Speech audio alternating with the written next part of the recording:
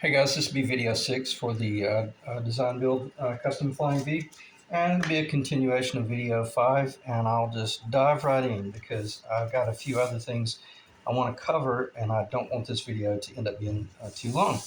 So I won't go over what's in front of us. If you don't know what's in front of us, just go to video 5 and it'll clarify what's going on. This has been sitting for about an hour almost, and it's awesome because it's kind of not dry at all. It's very tacky, so it's at its optimum point by which once it makes contact, it will very much define why they named it contact cement.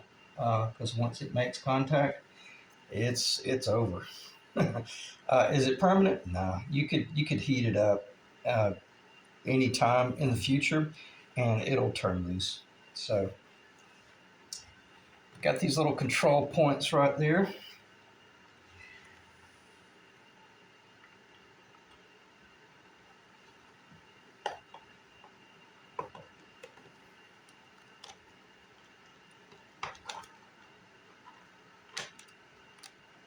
Okay, now you have to make a decision as to how you're going to do the job, and also don't just rely on those little skewers. Make certain that you're actually looking down the line and nothing crazy is going on, because they may let you down. I'm going to move that back a little bit. I tell you what, I'm going to keep this up. Let me just do the job. Stop talking.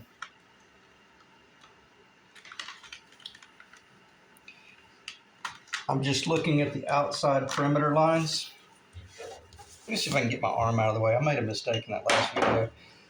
I'm just sighting down this line as I'm kind of lowering down, because once this makes contact in the middle, I'll have very little opportunity to move at all.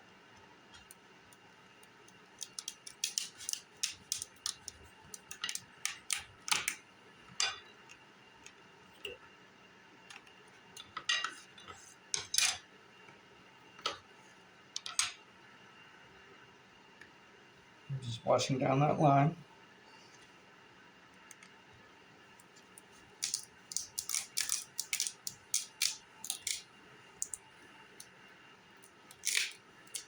And at this point, this is where it's going to go, whether it's right or wrong.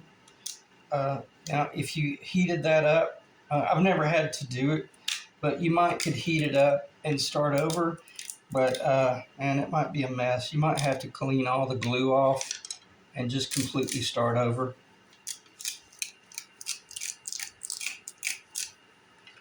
If you like working with your hands, this is it. And you can J-roller it just a little bit. But for the most part, it's pretty much where it's going to be. And notice how I've left this up here. It doesn't really matter. I could go either out the wing, or I could do the top, and pull those out. Now what I will do is turn it around, and in the event there was some sort of air bubble right here, I'll work it out in this direction when I come back. So I want to say that the J-roller allows you to put something like 70 pounds of pressure just from your shoulders. I think I paid about $50 or $60 for this tool about 35 years ago when I was a contractor. But I tell you what, I would have paid $150 for it because it's the difference between a really professional job. All right, now you can. Oh, I shouldn't have done that. Don't make any assumptions.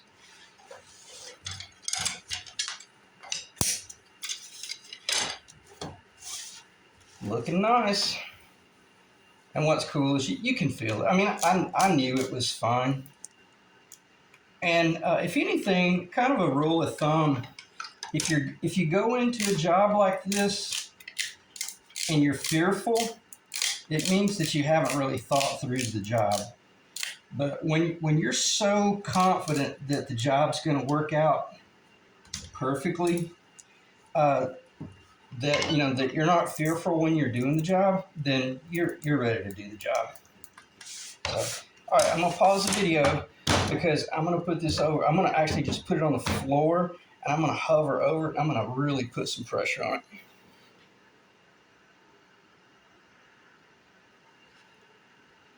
Okay, I spent about 10, maybe closer to 15 minutes just really putting some pressure on it and making certain that it was in place.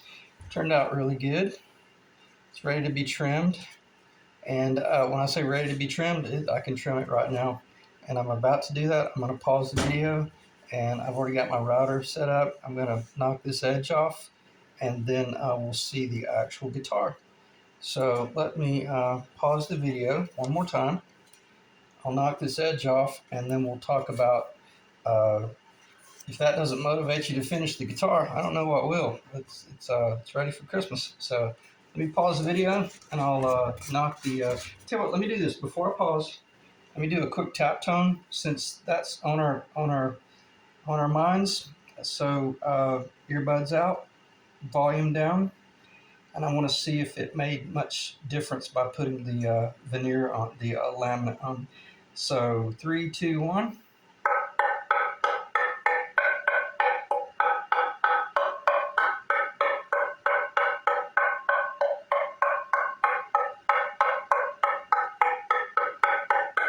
I think it sounds good. Sometimes it's really interesting. Paint, when you paint, I know for certain paint will change the tone of a guitar, but sometimes paint will kind of warm a guitar up a little bit. So if you've got a guitar that's real brash or you're having problems with it, I don't know, maybe paint it if it's not painted. In other words, if you're building a guitar. So let me pause and I'm going to knock the edge off this thing and then we'll finish out the video. Okay, I should be able to finish up the video now. I apologize if I already covered this. I know I mentioned it briefly, but let's make certain that we change the diameter of that circle right there to 2 1/2 of an inch diameter, 1 1/4 inch radius.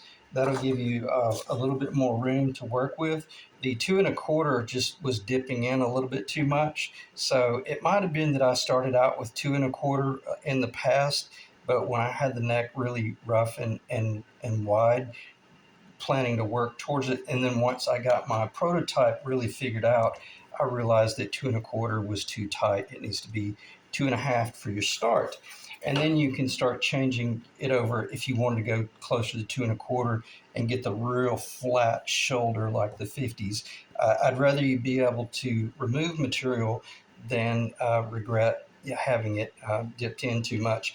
And if you're not careful, you'll dip in so much so that you get up under the fretboard, because see, that fretboard is flaring out this way, and you got to make certain that, and that's, you can see that little razor thin bit of red.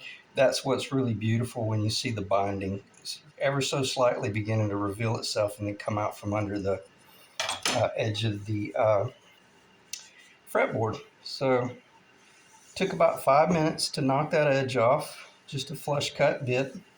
Again, you're not trying to finish anything at this point.